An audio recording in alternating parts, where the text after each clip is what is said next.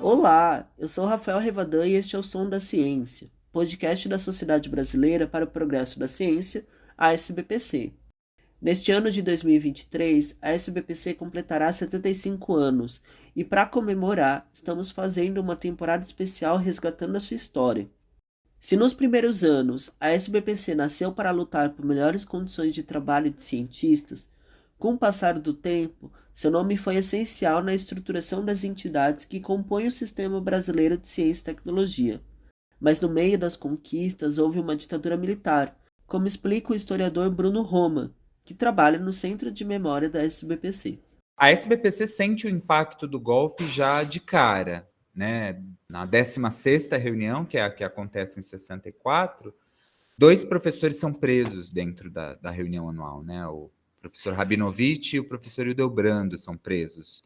Quando a gente pensa a SBPC foi uma resistência à ditadura, mas nesse primeiro momento uma resistência também muito ligada às condições dos pesquisadores e dos cientistas. Então, por exemplo, a SBPC desde 64 já diz no jornal abertamente que ela é contra a aposentadoria compulsória de cientistas, que ela reivindica que o governo reconsidere isso, que o governo não cometa excessos, né, prendendo cientistas, prendendo estudantes. Isso a SBPC vai ser a tônica da reivindicação da SBPC durante a década de 60. Em 2019, quando completou 70 anos, a SBPC lançou o livro Ciência para o Brasil, 70 anos da Sociedade Brasileira para o Progresso da Ciência, que está disponível para download gratuito no site da entidade. O livro tem vários capítulos dedicados aos embates que a entidade sofreu ao longo da ditadura militar, mas agora vale destacar um pequeno trecho, escrito por José Roberto Ferreira e Ulisses Capozoli, e que fala exatamente das primeiras prisões de cientistas. Abre aspas. No início de julho de 1964, durante a 16ª reunião anual da SBPC em Ribeirão Preto, interior de São Paulo, o Salão Nobre da Faculdade de Medicina, onde o evento era realizado, foi invadido por policiais. Eles foram prender o hematologista Michel Rabinovich e o parasitologista Luiz Hildebrando Pereira da Silva, que participavam do encontro. O motivo da prisão: ambos seriam comunistas, o que configurava crime nos tempos sombrios que se iniciavam. Rabinovich conseguiu escapar. Estava com viagem marcada para os Estados Unidos. Se fosse preso, perderia o estágio. Retornou ao Brasil 33 anos depois. Hildebrando acabou sendo preso. Passou 2 meses detido, foi solto, cassado e se exilou na França. A cena ocorrida em Ribeirão Preto, mesmo que repentina, na verdade começara a ser escrita havia algum tempo e se tornaria corriqueira durante o regime militar implantado em 1º de abril daquele ano. Seria também o prenúncio de que o governo dos generais e a SBPC teriam embates nos 21 anos seguintes. Fecha aspas. Mas é claro que a SBPC não se colocava contra o governo, né? Isso não era nem possível nessa época, né? Não era nem a SBPC, ninguém fazia isso como instituição oficial, assim, isso não era nem possível. Então, o que a SBPC fazia muito era isso, era discutir com o governo com muita parcimônia, com muitos dedos, né?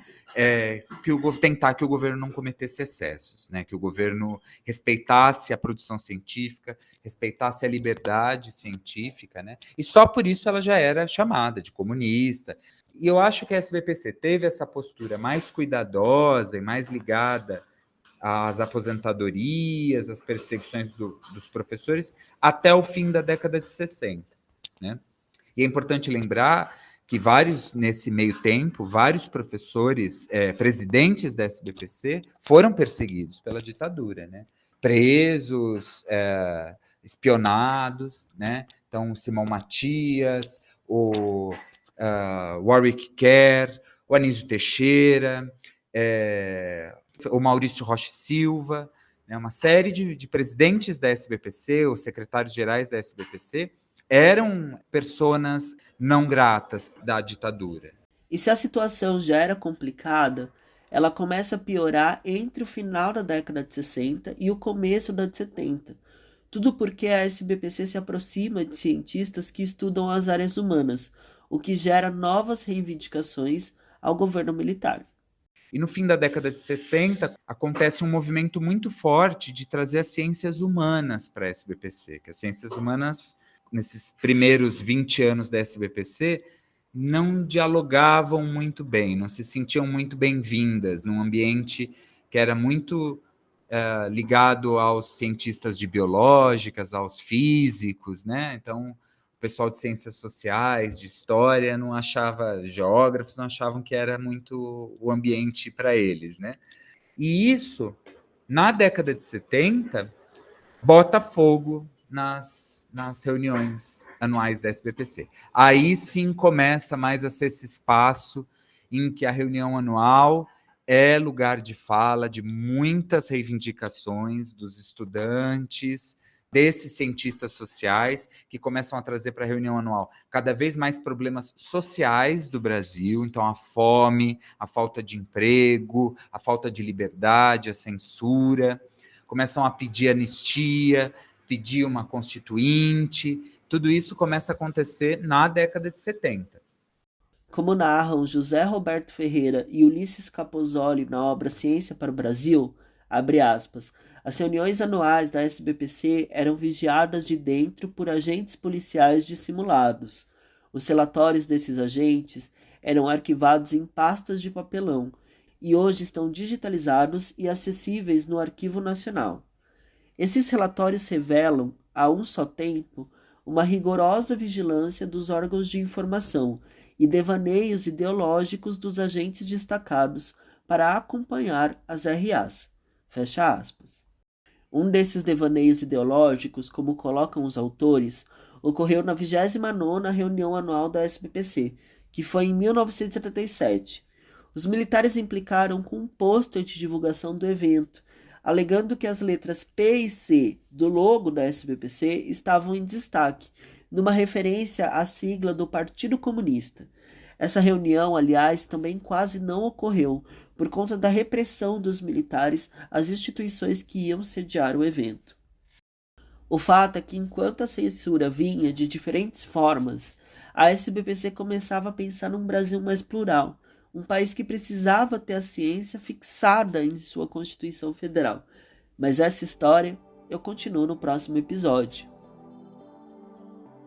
O podcast Som da Ciência é uma produção da equipe de comunicação da SBPC e está nas principais plataformas agregadoras de podcast. Ouça, compartilhe e assine o feed para receber todos os novos episódios. Até a próxima!